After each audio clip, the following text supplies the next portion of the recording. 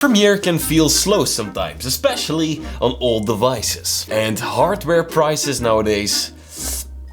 That's why I'm gonna show you exactly how to make Premiere run as smooth as possible. Number 1. You already know this one, but I have to include it. In the program monitor, you can decrease the preview resolution. That will obviously make it easier for Premiere to play back your video. Now, this only decreases the resolution when playing back, not when your video is paused. If that's needed, you can lower the paused resolution too by going to this wrench tool that opens up another menu with settings. Find paused resolution and decrease the resolution in here as well. Number 2. GPU acceleration. Go to the edit menu on top, then preferences, then media, and in here at the bottom, make sure the last 2 boxes are checked. Now go to the file menu, the project settings, and in here enable GPU acceleration. Now this should be enabled by default, but there are a lot of scenarios where Premiere will disable this automatically. Oh, and by the way, you don't need an expensive GPU for Premiere. For example, we have 3 identical PCs at the office. One of them has a 4070, another one has a 5070, and mine has a 4090. There's absolutely no difference in performance when editing in Premiere,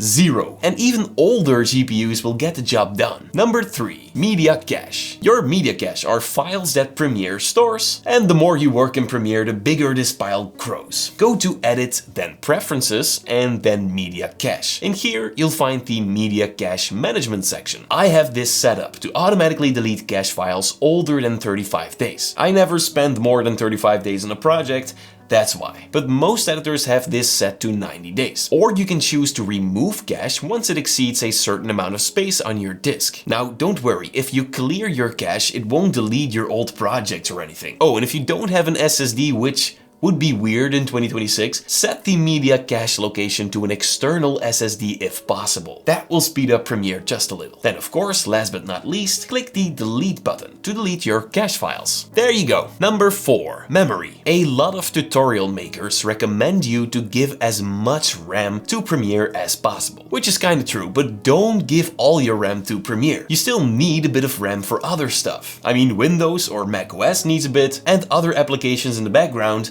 need RAM. Even some plugins are using RAM reserved for other applications, for example, plugins that open up a separate application. So leave a bit of room here. About 30% is fine. The next one won't speed up Premiere, but it will drastically speed up your workflow. This is Storyblocks. I use their plugin for downloading unlimited stock media without leaving Premiere. Once you found the clip you want, click the download button and boom, it will appear in your project panel. The footage on Storyblocks is made by real artists, no AI generated clips like on most stock libraries nowadays. Storyblocks works with actual filmmakers from around the world. You'll get a high quality human made stock library of footage, music, sound effects, templates, and workflow enhancing tools all in one place so that you can focus on telling stories instead of searching across multiple platforms. Everything you download is royalty-free, free-licensed, and ready for personal, commercial, and monetized projects. Storyblocks saves members an average of 3.5 hours a week, and not just because of the footage, but also the Premiere Pro and After Effects templates that are ready to use. To start telling better stories with the same tools I use, head over to storyblocks.com/Premiere Basics. Thank you Storyblocks so much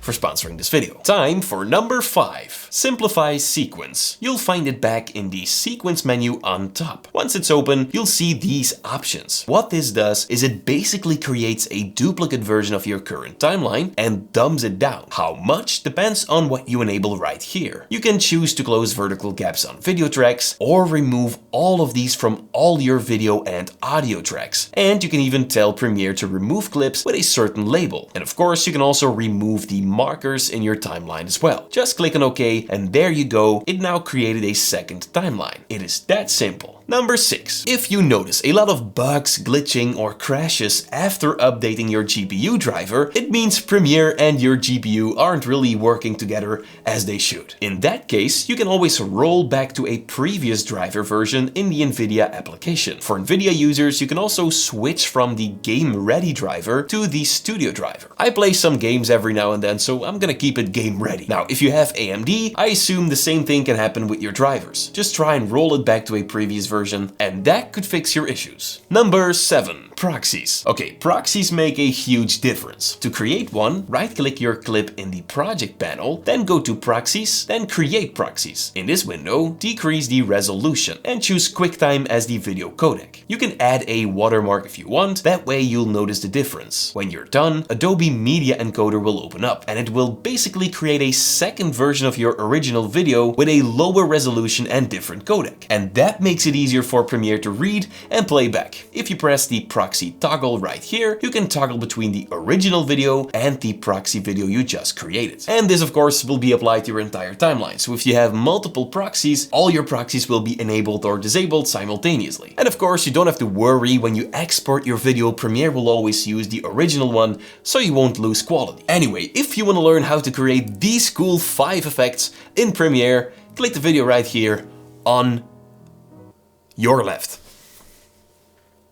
Thank you guys so much for watching.